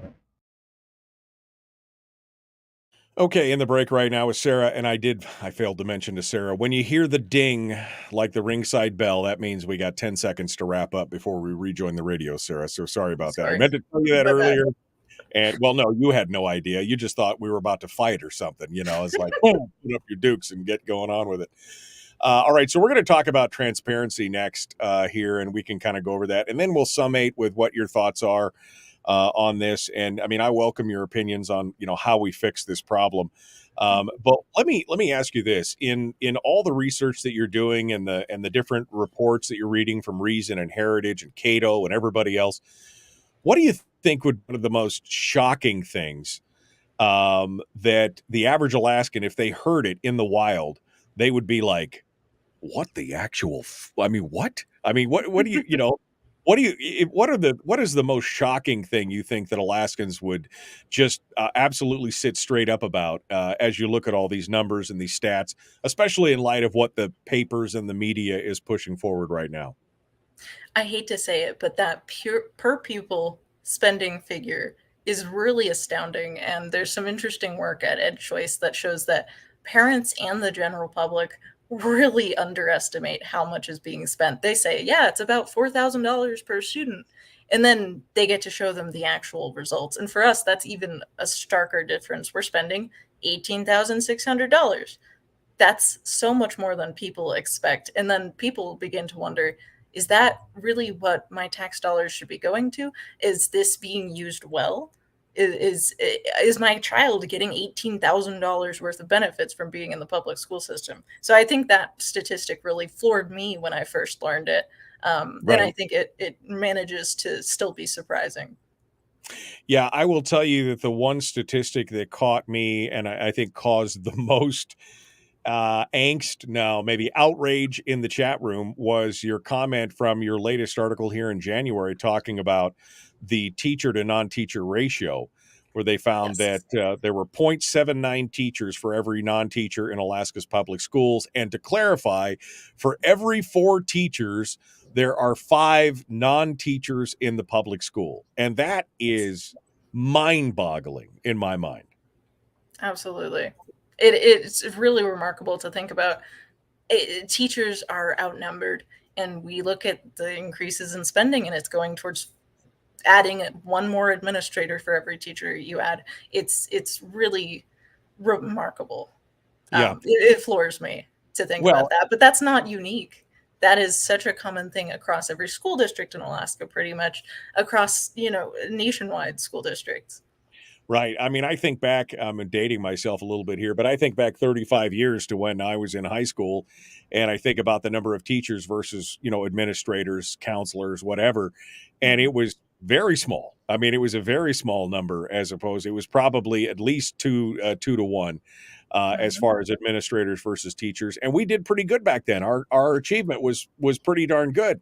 And so it's gone completely in the opposite direction. And yet nobody seems to say, what were we doing back then that we're not doing today? That what again, we refuse to admit that something is broken in the system, right? Just throw more money at it. That'll fix it. But that it's not fixing it. Mm-mm. No, all this money is just getting funneled and siphoned off. And it really frustrates me. And that's what I will say, aside from my policy think tank hard numbers hat, is that it's really frustrating to see these increases and then never see any increases in outcomes. Well, and the fact that such a low percentage of the numbers of the money is actually getting into the classrooms where it's supposed. I mean, this whole thing, if we're a factory and we're making not widgets, but we're making children, right? We're making educated children. And yet you've got, you've got a 25% rejection rate of your assembly line. They're just out the door. They don't make it. And the remainder 20% are defective enough that they can't even go to college. And I'm talking as an analogy here, folks. I'm not saying children are defective. All right. But if you're producing a product and it's that bad, and yet your overhead is eating up, you got 5 managers for every 4 workers on the assembly line. Something's wrong. Something is not, something is just fundamentally flawed. And until we can address that and acknowledge that, I don't see it being fixed. Do you? I really don't. There's a lot of work that needs to be done to improve and reallocate these resources towards the teachers doing the work in the classrooms. And as much supervision as you'd like to do, as many support services, that's not a teacher getting in front of a classroom and teaching them how to read or do math. All of these things are perhaps worthy to pursue in themselves. Right. These various administrative support roles, some of it's surely useful, but a lot of it isn't the purpose of education. The difference of nice to have versus must have, right? It would be nice to have Absolutely. all these things. And how much of that is because of the abdication of parental responsibility, right? Oh, we'll let the schools take care of it. We'll let them take care of it. We'll have this pre-stuff and all this other stuff because it's easy, right? I mean, that's what it all comes down to. All right. Absolutely. Transparency is going to be our topic as we jump into this, and we may talk a little bit about backpack funding if we have enough time. Sarah Montalbano is our guest, The Michael Duke Show, common sense, liberty-based, free-thinking radio.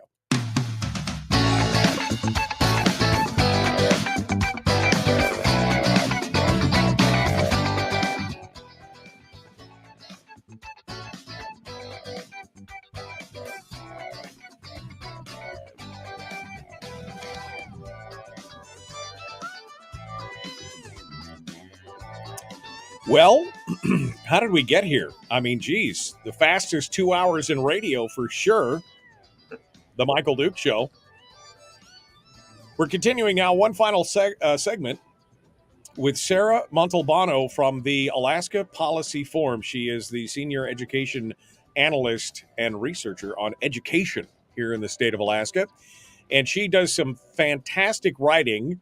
If you haven't gone over to alaskapolicyforum.org and clicked on the education tab recently, you may want to do so. In fact, they got all kinds of good stuff over there at APF, but you probably want to go over there and take a look at education. If you want to get deeper into this topic, you can see what Sarah has been working on, and you get a feel for where we're at. And once you do, be prepared to be outraged, because there's a lot of hard facts in there that are just not making it into the reports of the mainstream media. I mean, we're just not seeing a lot of this hard numbers and this hard math going out there. And it's frustrating because people are making their decisions based on a headline, and they're making calls to their legislators based on what they read in the news instead of actually getting the stats. And I quite honestly, I think probably most legislators don't have the numbers or have been aware of the numbers that Sarah's bringing out there. So, Sarah, you were talking about the Heritage Report on education. It's the Educational Freedom Report Card. And there were three aspects of it. One was the spending.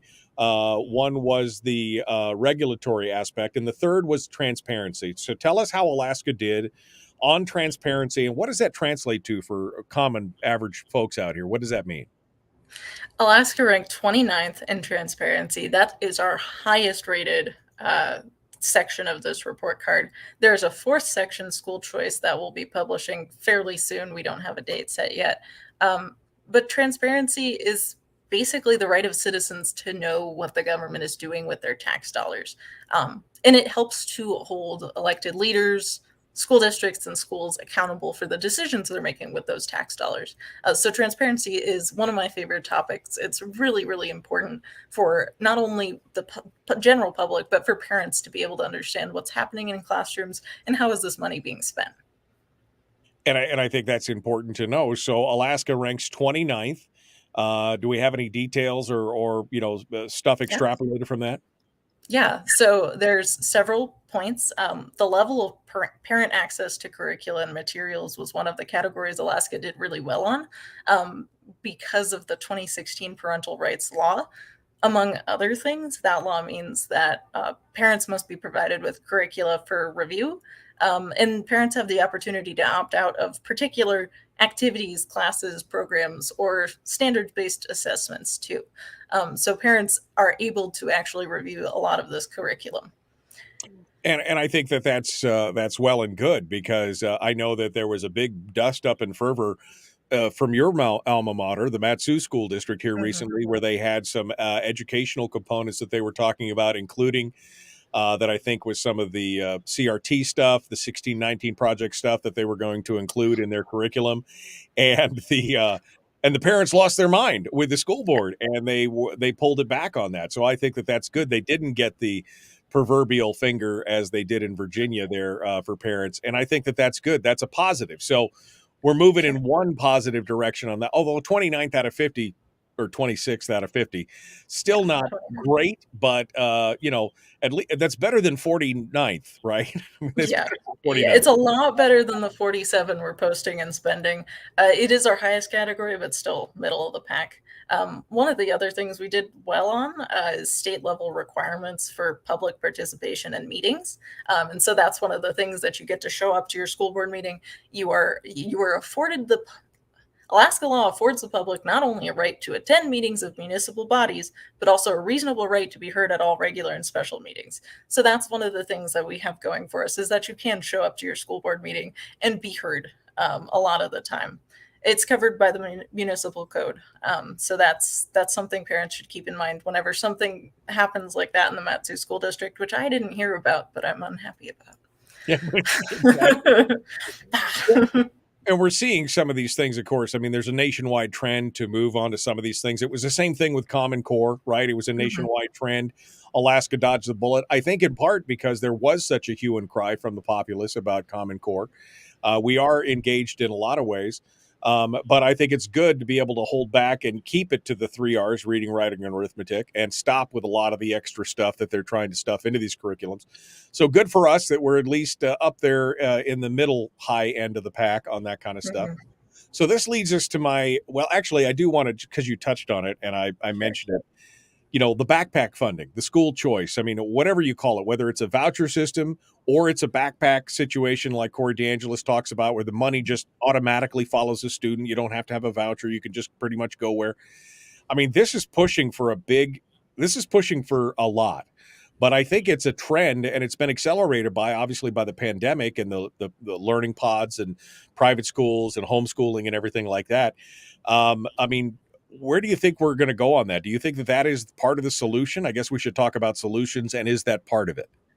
Yeah, that's an interesting question, because Alaska has some legal things that preclude a lot of this backpack funding and education scholarship accounts. Those have been implemented in Arizona that will follow universally any child that wants to withdraw from the public school system, which is a really exciting development for Arizona students. Right.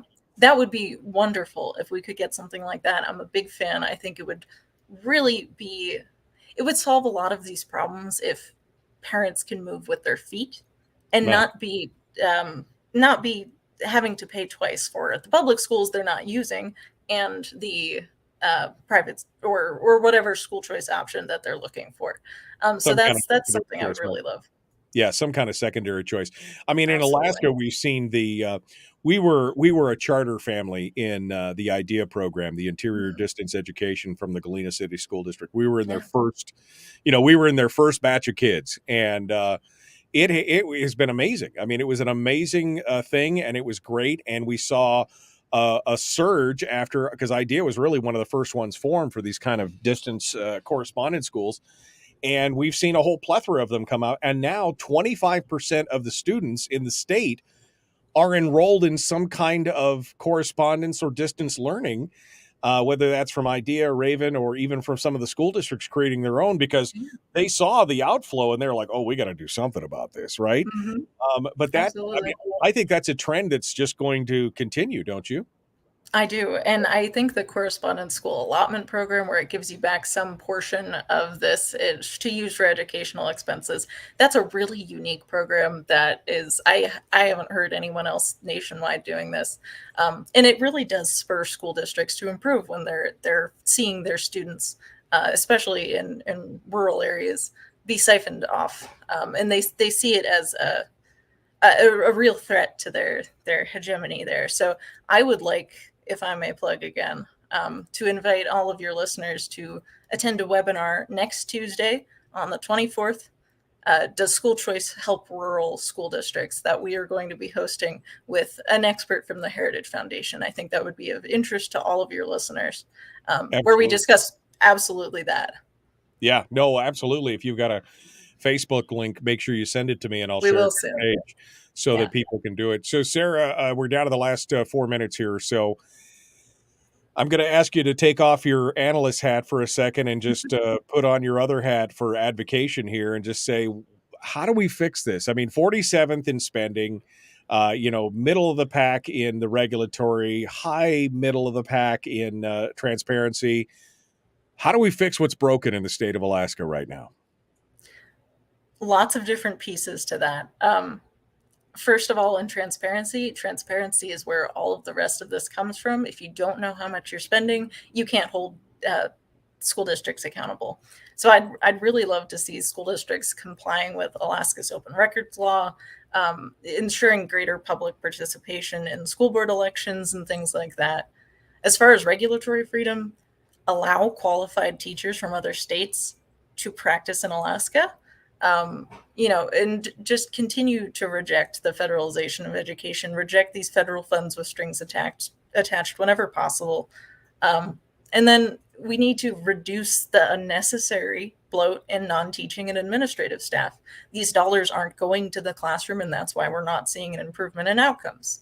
So that's what I see as the crux of it is we need to have transparency so we know where these dollars are going.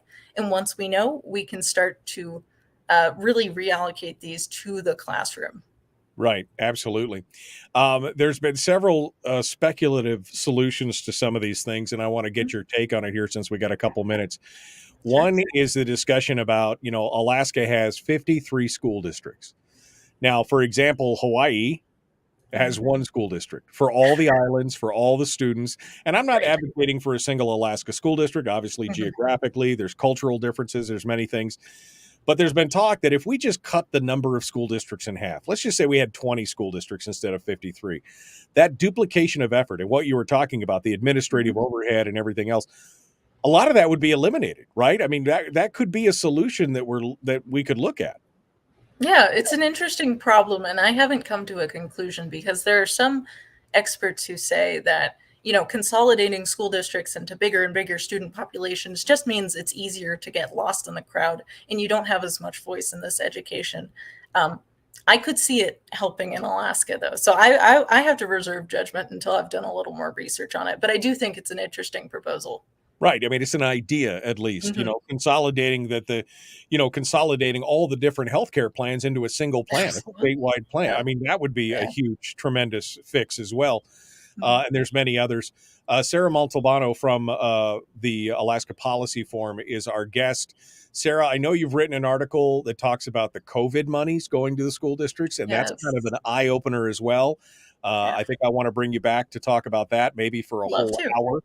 And then obviously the school choice, when your school choice report comes out from the Heritage Report, I would like to talk about that as well.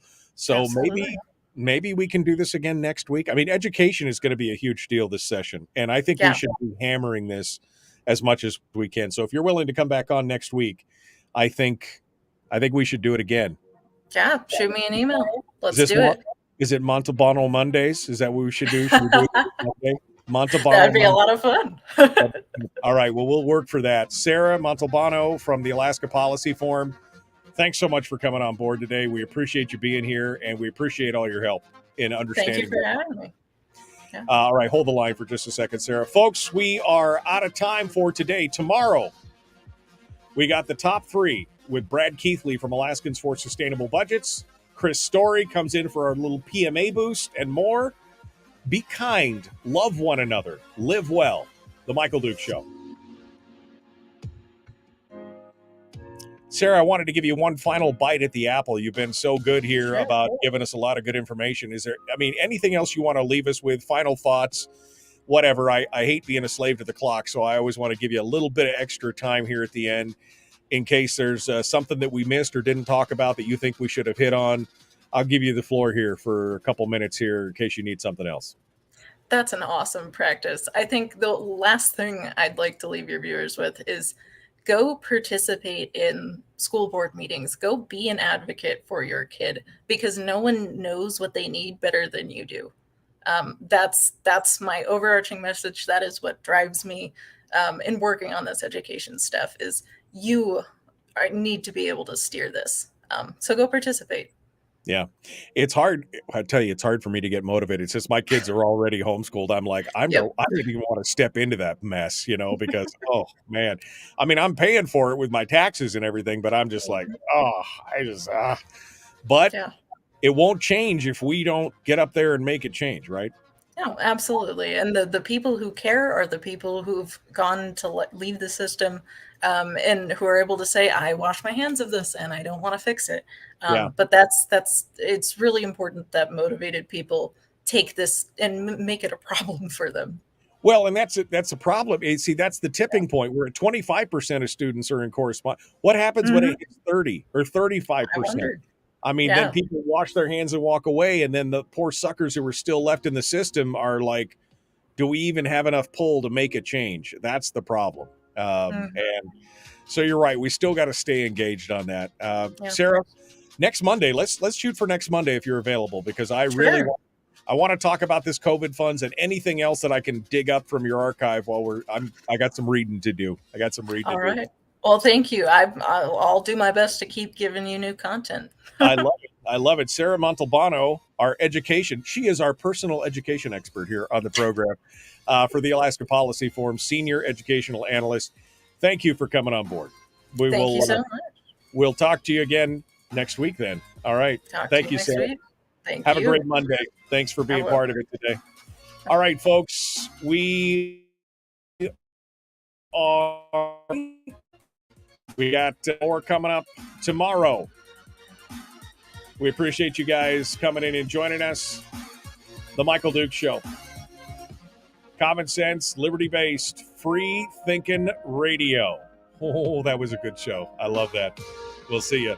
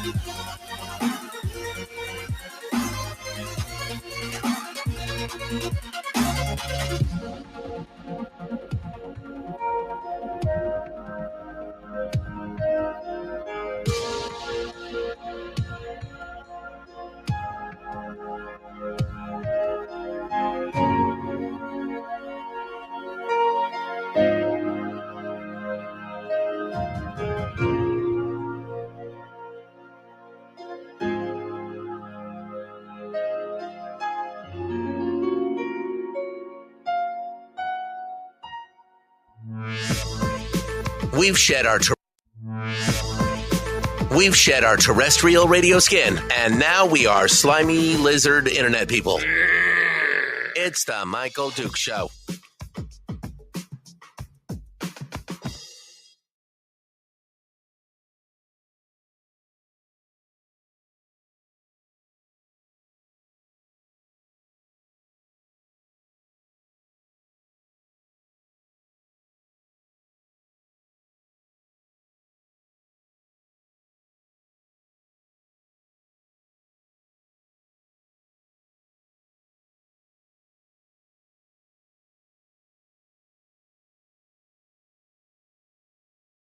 Well,